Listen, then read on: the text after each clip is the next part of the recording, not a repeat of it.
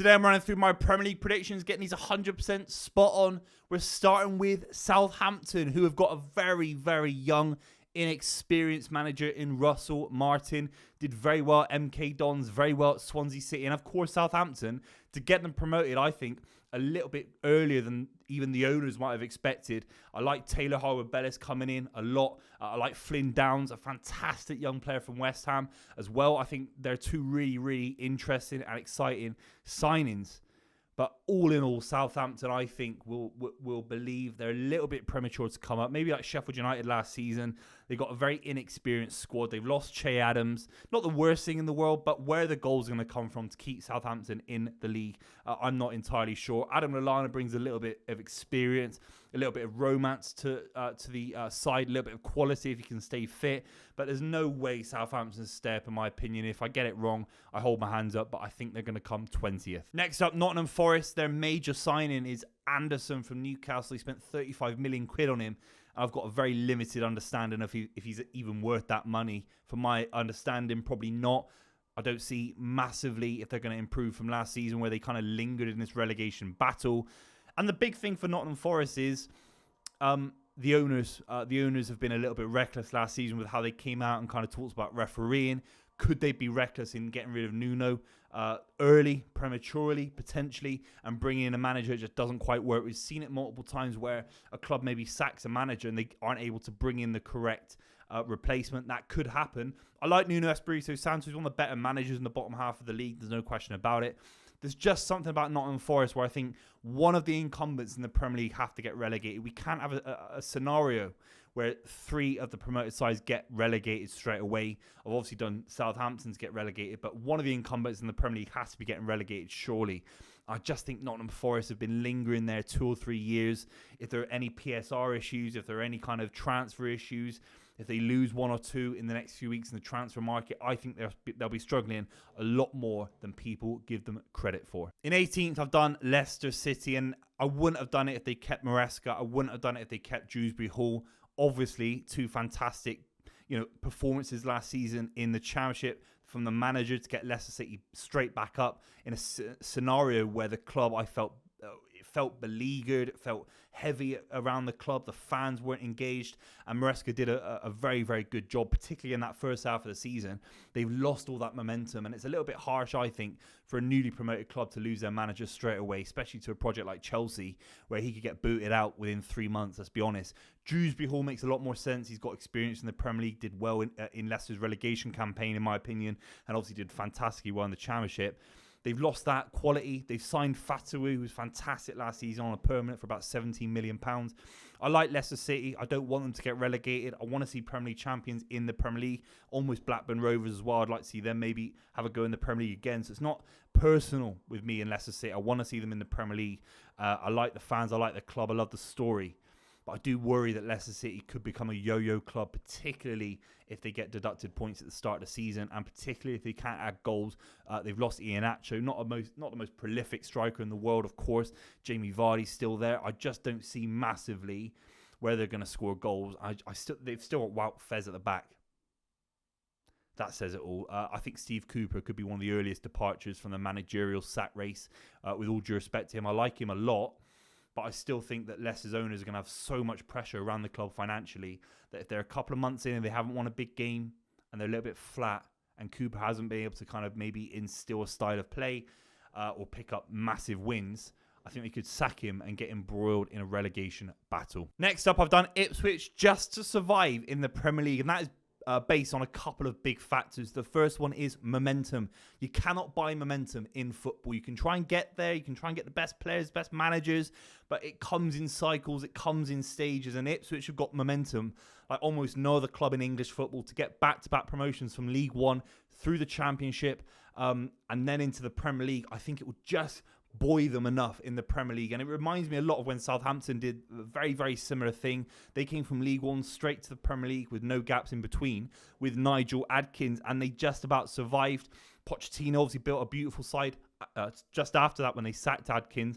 I don't see a world where they sack Kieran McKenna, obviously linked to Man United, linked to, I think, Tottenham Hotspur and Chelsea as well. A fantastic manager. They're going to play through their skin for him. I know there's a narrative out there that why aren't Ipswich any similar to Burnley? Why are they going to survive and Burnley get relegated last season, who are very comparable sides, didn't have enough funding arguably in the squad, young, exciting managers with a philosophy. I just think Ipswich momentum is a little bit better than Burnley's. I think their deals have been better in my opinion. Hutchinson for me is a fantastic player and is so exciting. He can have a big season, in my opinion, in the Premier League. And the big one is Leon Delap. I know him, obviously, as a Man City fan. Did well at Hull City. He's done well a couple of times in the Championship. He needs a big season. He's not going to score 15, 20, but he could score 8. He could score 9. And I think that Ipswich side will pick up goals throughout the side. Just do enough. I think momentum, you can't buy it in the Premier League. I just think Kieran McKenna's ability to manage through situations. What he did last season when Ipswich ground to a bit of a halt, they dropped a few points and they managed to pick themselves back up and get promoted right at the end of last season. For a side that were battling some of these mega clubs, particularly Leeds United, a few others, Hull City were in and around there that spent loads of money on wages. So many other clubs, West Bromwich Albion wanted to get out of there. They're a massive club in the Championship as well. And Ipswich kind of battled against all these sides and outplayed all these sides and were absolutely fantastic with a beautiful style of play. I just think these guys could catch a lot of sides off guard. And you have to back sides coming out of the Championship, playing beautiful football, that they've just got enough to survive against some of these incumbents in the Premier League. In 16th is Wolverhampton Wanderers. Gary O'Neill did a magnificent job last season, keeping them up. At the start of last season, they picked up big performances against Liverpool, against Manchester City, and Pedro Neto was a massive part of that. Kilman was a massive part of that. Wolves have lost both players. And at the back end of last season, featuring both players, Wolves went on a really, really poor flat run where they dropped down the table. So that'll be a concern. I think Gary O'Neill is one of the best managers in the bottom half of the table. He knows exactly what to do. He knows exactly how to guide Wolves out of a situation. He's a Sam Allardyce 2.0. I think he's this generation's Sam Allardyce. So I back him massively. I always have done since the Bournemouth days. Wolves fans should be a little bit concerned if they sell anyone else from that side without proper replacements. It is massively concerning. Tommy Doyle's gone in, a young kid, obviously from Man City. Is it enough? I don't think so necessarily. They need more, Wolves, and if they aren't careful, they could actually be relegated. I know I've put them just above Ipswich, but don't be surprised if Ipswich, maybe Leicester City, one of those other sides, maybe I'm being a bit too negative on the promoted sides, just through sheer momentum and kind of belief of having a good Championship campaign, they kind of hoist themselves above the likes of Wolves if they don't do the right things in the transfer market. But I think Wolves will just have enough quality to stay in the Premier League. Brentford are another club that could be a little bit plateaued in the Premier League, a little bit stagnant. If they keep Ivan Toney, which at the moment looks like that could happen, Spurs have made their move for their striker, Solanke. Arsenal don't look interested. I don't think Man United are interested. They just signed Xerxes. We'll talk about Man United obviously later in the video. Man City, obviously not. Barcelona, Real Madrid, Inter Milan, all these big sides, they're not going to come in for him. So there's a world where I think he'll play for Brentford next season. There's a world where Thomas Frank stays. He's been loyal to the club. I think he'll be looking for that big move maybe next year. If they keep both of those guys, they'll be absolutely fine, Brentford, in my opinion. And upon recording this video, I'm not going to go into hypotheticals because they're both at the club upon recording this video. Thomas Frank's one of the best managers in the league, period. So they will stay in the league if those two survive at the club. Carvalho is a great signing.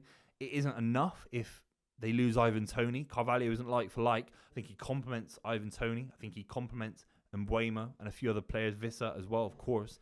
But I think Brentford are fine. They'll be in a world of pain if they lose Thomas Frank or Ivan Toney. Just above them is Bournemouth. They've lost Dominic Solanke. They've lost, importantly, I think, Lloyd Kelly, who was a very versatile, dynamic defender that they signed from Bristol City, and they've released essentially to Newcastle United for free. He was an important part of what Iriola was doing last season and prior for Gary O'Neill, so he'll be missed. But Solanke's obviously the big one. An international striker, some would argue, in the future, could be playing for England, scored loads of goals last season. And they've made a big profit on him, £45 million profit. I mean, they spent a little bit of money on him in the first place, did very well in the Championship to get him out, and then obviously do very, very well last season. if it wasn't for Iriola, I'd put them in the relegation battle. But he surprised me like no one else. I can't believe how good Bournemouth were at points last season. I like Unal coming in. I like Sinistera coming in, obviously on loan last season. Both those players have both been brought in permanently. I like that when deals are made from loan signings and kind of the trust is built and you go out and sign them permanently. I like that a lot. There's that phrase, never fall in love with your loan players, but Bournemouth have kind of sealed the deal with a couple of loan players from last season. I think they've got enough quality, and the manager is a step above, I think, in the bottom half of the table. I think they'll be fine. If a big club comes in for Iriola, I think will happen. I think that he'll be 12 months away from a really big move if he keeps Bournemouth in the Premier League, playing the brand of football, especially without Dominic Solanke as well. If you're a Bournemouth fan, I think you want to see at least 30, 40, 50 million of that 65, including obviously the TV money, to be brought back into the side. They haven't quite done it yet, and I think they'll be looking for maybe one or two big money moves, relative to Bournemouth, just to make sure that they're kept afloat in the Premier League. I think they need it, but without any additions really of note apart from the two that I mentioned, I think they'll be fine. Right, next up, Brighton have got the youngest manager in the history of the Premier League, Hertzler. Very, very exciting. He's only a few years older than me, which I can't quite believe, at 31 years old. Former St. Pauli manager, highly revered. You look at the bottom of the Premier League and you have to say it's one of the highest standard collection of managers we've ever seen. You're looking at Glasner, you're looking at Hertzler, you're looking at Kieran McKenna. It's unbelievable. You're looking at, on some level, Steve Cooper, what he did with England. There are some unbelievable managers. Iriola, Thomas Frank, Gary O'Neill. It's very, very exciting in the managerial department in the Premier League, and Hertzler really summarises and symbolises this new wave of manager in European football. He's got a very, very exciting philosophy, and I think Brighton will continue to stay in the Premier League. They've signed some interesting players. Vifa from the Dutch league, Menta as well. They've lost Pascal Gross to Dortmund, who every single week you're seeing a Pascal Gross assist, a Pascal Gross moment of quality, and I feel like he was a very underrated player in the Premier League. There could be a worry with when you're 31, it's a real big gap in quality between you and someone who's got 20 years of you in experience. I don't doubt his ability, but if there are any kind of cracks in any of these young philosophical managers, the first would come from him, because he's the youngest, he's the least experienced in the Premier League. But I said something very similar about Iriola. The days of Sam Allardyce are completely over at the bottom of the Premier League. Everyone wants to play a brand of football, essentially, and I think clubs are happy almost to get relegated with a philosophy. I don't know if that's right necessarily from a football fan's perspective, but a lot of these managers, look at Vincent Kompany getting rewarded for going to Bayern Munich after getting relegated with Burnley. The philosophy, the principles are more important than almost anything else in modern day football, and Hertzler summarises this massively. I think Brighton will stay in the league, but it's one of those classic things. There could be a massive swing. I think they still need to add a little bit of quality to their side. Above them is Crystal Palace. We saw a renaissance in Croydon. I can't believe I'm saying that. Like we've probably never seen at Crystal Palace. We're talking about Elise. We're talking about Mateta down the middle. Eze, Mark Gahey, Anderson. And there's a threat that most of those players that I've talked about could be gone by the end of the transfer window.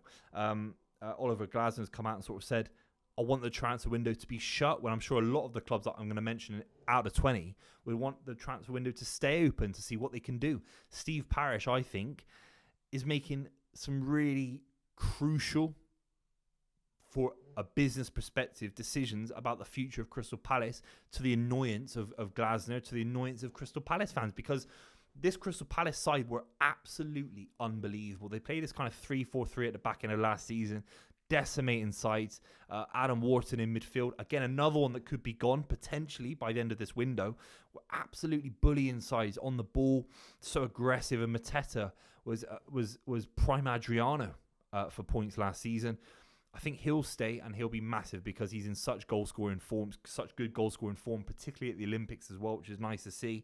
I think Palace will stay up, but it's just a shame that they could have been pushing for European football this season. No doubt about it. They could have been pushing to win the FA Cup, the League Cup, with Elise, with Gahey and Anderson that could be going to Fulham. And all those players could be gone. I think it's a massive mistake if they sell both Anderson and Gahey. I really do. I'm never going to criticise an owner because they have to compete with juggernauts like Chelsea, like Newcastle, that have to spend all this money. And Palace have done a very, very shrewd amount of business in the last 10 years to stay in the Premier League since Kevin Phillips got them promoted in the playoffs. Under Ian Holloway so many years ago, they've been a steadfast side in the Premier League, and I think they will be again. But that kind of ability to find genius moments in the market, Eze from QPR, Elise from Reading, Mark Gahey from Chelsea, get these players in and create a beautiful generational side that the fans can enjoy for at least a season. And it feels like they've been shortchanged. It feels like they've had them for 2 or 3 months. I know it's the nature of business in modern day football, but it's just a shame because Palace were one of the best sides at the back end of last season, pound for pound. They were absolutely exciting, dynamic. I think they'll still stay in the Premier League. I hope they keep Eze as well because I don't want him to go to, he's been linked to Man City. I don't want that to happen this summer. I want him to enjoy his football at the highest level and express himself. And if he joins one of these clubs, I don't want another Jack Grealish narrative. I love what Jack Grealish has done at Man City, but Eze, Gahey, Anderson, one more season, and I think they'll push Palace right up the table. Everton just above Palace. Branthwaite looks like he's going to stay. Pickford is still one of the best keepers in the league. The defensive unit that Everton kept last season was absolutely fantastic. Ashley Young is going to stay as well. And with Sean Dyche, I think you're guaranteed Premier League survival, essentially. And I think if they can build on some of the players they brought in, and Dyche come in that went completely under the radar for me, obviously one of the best players in the Championship. For Sheffield United, when they got promoted, they weren't able to keep hold of him. That deal in France for Marseille didn't quite work. He's come back to the Premier League, or he's come back to English football.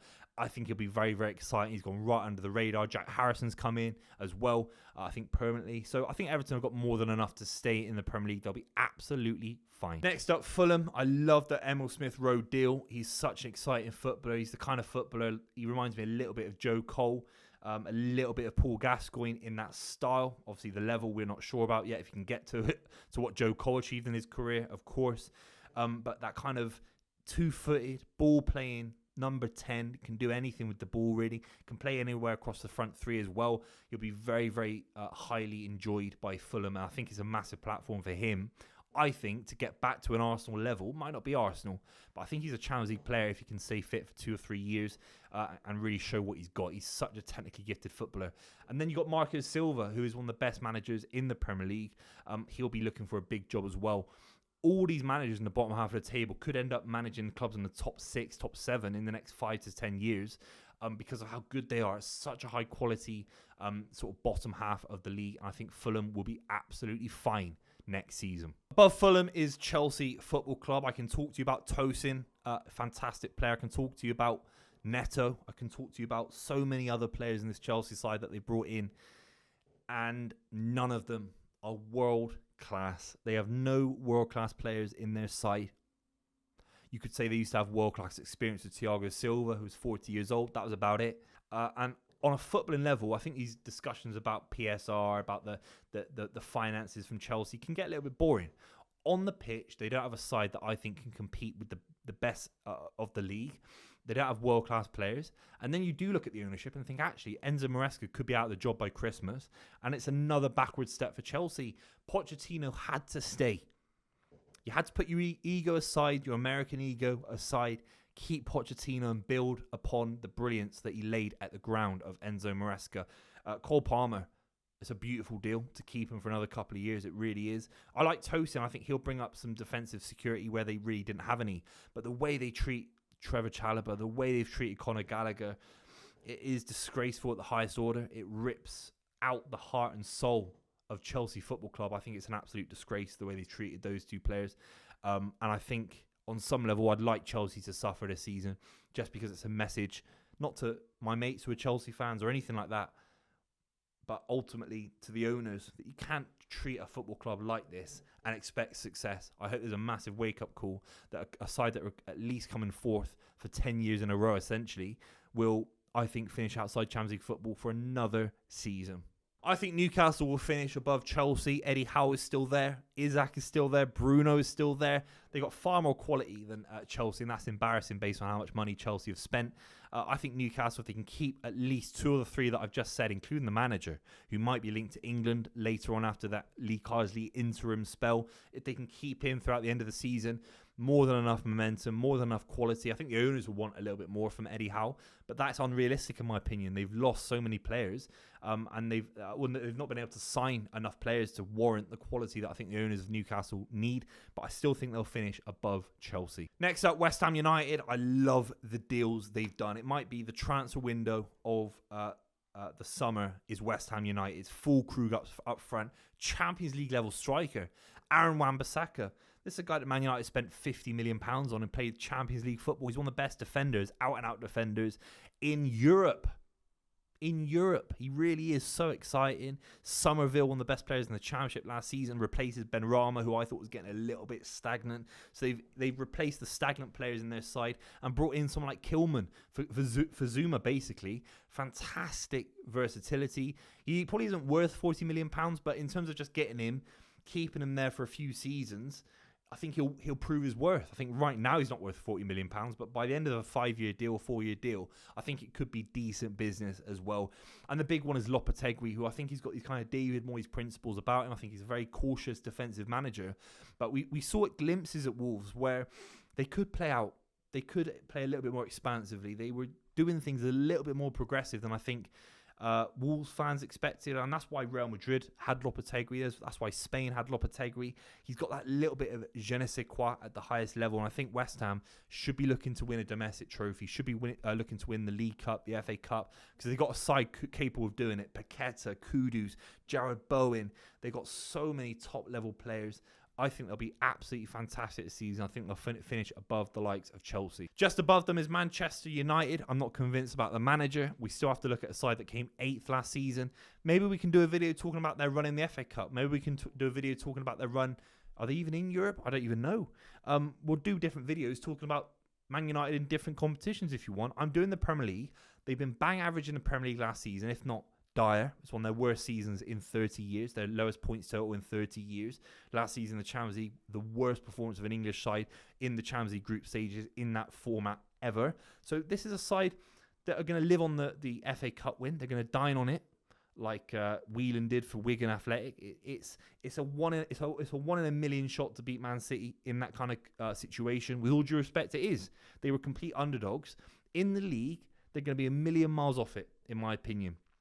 I like some of their deals. Lenny Yoro's injured right now, so I can say I like the deal. He's not going to influence Man United at the start of the season, in my opinion. De Ligt, I have said on this channel, I do like a lot. Mazraoui, I'm not sure about his defensive capabilities in the Premier League. I still look at a midfield that can't control the game, a midfield that is reckless, a midfield that still technically includes Scott McTominay. I love Kobbie Mainoo. I think he's unbelievable. What a talent. But it's a second season where you think a lot of pressure on him. Casemiro is still kicking about. Look, it's an improvement. I think that's 7th. Improving on 8th is fantastic for Man United. I just don't see much higher. I don't rate Højlund. I really don't rate Højlund. I might be completely wrong about that. But I look at the sides that are going to finish above Manchester United, and I just see far more quality. Tottenham Hotspur just look like a side that are destined to come 5th. I think they've got unbelievable quality. I love Archie Gray. Look at his pre-season highlights. I mean, this guy is dominating Bayern Munich midfields. Solanke, I think, will notch at least 15 goals in the league next season with Son. He'll push Son onto his natural left-hand side position. We have to be honest and say Spurs always start the season strong, and that always buoys them up and gives them a good platform. I think they'll finish the season a little bit stronger than they did. I think De Ligt having that injury, I think they'll be a little bit more cautious about his injuries, for example. He's a fantastic centre-back. Romero as well, Vicario, second season. They've got a good side. It's a hard stadium to go to. I think the atmosphere at that stadium is fantastic. I think they've got more than enough quality to come 5th. Certainly better than Newcastle, Chelsea, Manchester United. Look out for Gray. I think he'll be unbelievable. He'll play a lot more football than I think a lot of people give him credit for at such a tender age. He was so good in the Championship last season. He could be the answer for England's deep-line defensive midfielder issues. So dynamic, so quality. I think he'll be unbelievable for Spurs long-term. I hope they don't ruin him like they did with Jed Spence. I think they'll come 5th. Right, I've said Aston Villa in my predictions to come 4th. I know it's unlikely. People are going to quote Newcastle United when they got into the Champions League and then dropped out of it last season. I just think Unai Emery's a genius at this level. Is he a genius to get 95 points out of a side and win the league and the Premier League? No, he's not really had that opportunity yet, but he's not a league-winning kind of manager. Can he scrape Aston Villa back into the Champions League with back-to-back seasons? Yes, I think he can. It all goes down to their Champions League run. If it's long and arduous and they struggle, then obviously that will have an impact. But on the current side that they've got, Onana in midfield offers so much athleticism and quality on the ball. I know they've lost Luiz, but I think he's like for like on some level. I really do. I think Luiz is a touch overrated. I think John McGinn will have a good spell as well. He's very consistent. And they've got quality throughout that side. Konsa, Emi Martinez. And they've still got Ollie Watkins upon recording, which is massive. I don't see him going either. Philogene offers an unbelievable amount of quality coming from the wing. He was fantastic for Hull City last season. I know he kind of is technically coming back to the club. But we have to say that Diaby didn't quite work out last season. And I think Philogene will offer something very, very different.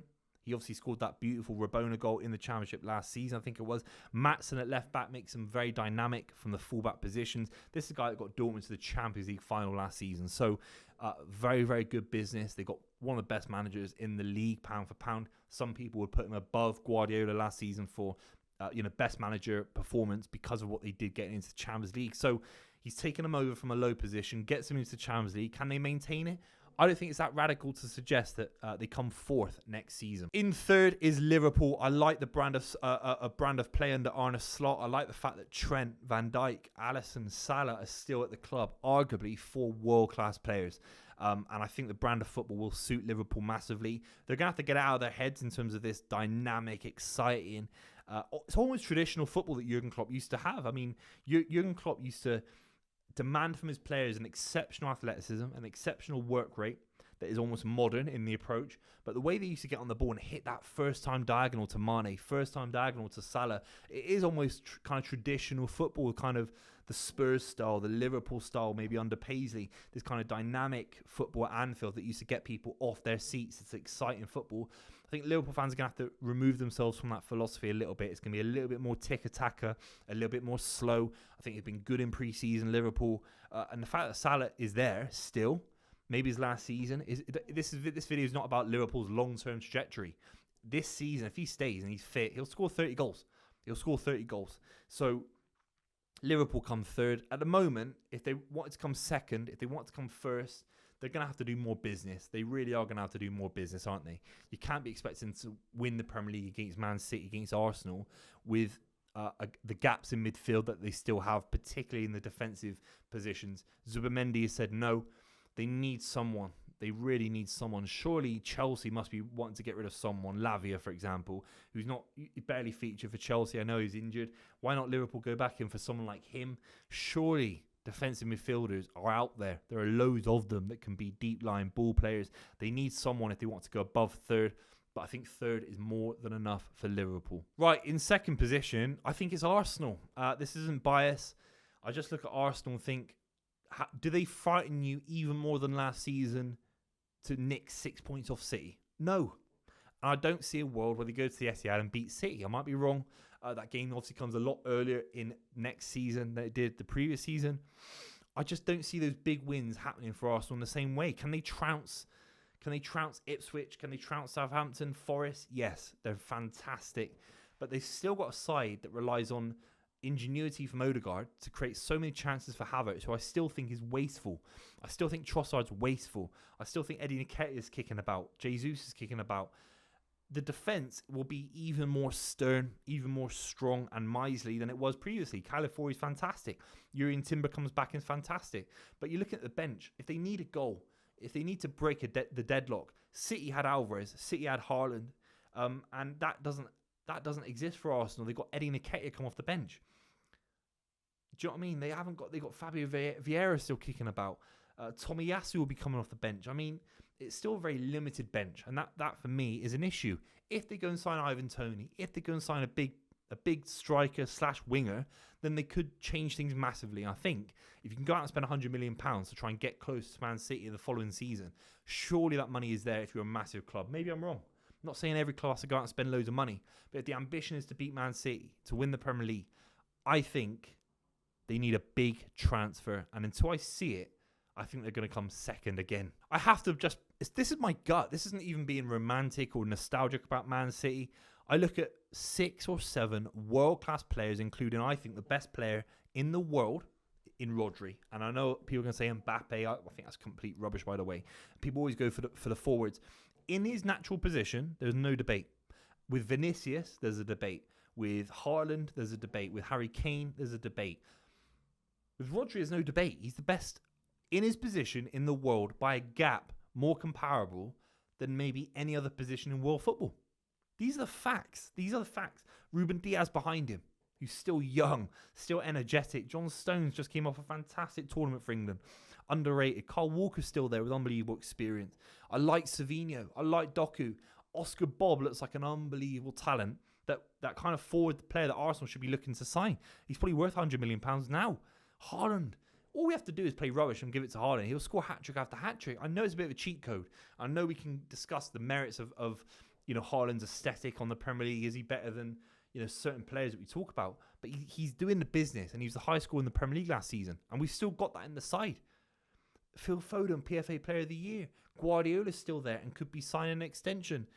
I don't see a world where City really gets surpassed by Arsenal unless Arsenal do... They raise their game. The mentality from Arsenal is a whole different level, and Arteta instills more belief. And even in the Champions League, Arsenal's belief was minimal, I thought. They got out of the group fantastically well, but against Bayern Munich, they looked like they were happy to be invited to the Champions League knockout stages. And that, for me, is a mentality issue that I think Arsenal have to address. It's not about Man City and praying Man City drop off. Arsenal have to go out and aim to get 91, 92, 94, maybe even 95 points. Then they'll win the Premier League. But if they're looking for City to drop back to the late 80s, I think it's a bad strategy. This City side are on course to get another 90-point season. It's down to Arsenal if they can surmount the challenge, rise to the challenge. That is the big debate, and I don't see it at the moment. I think City are going to win 5 in a row. If I'm wrong, you have to let me know in the comments down below. Thank you very much for watching. Make sure you subscribe to the channel and leave your thoughts in the comments down below on who will get relegated and who will win the Premier League.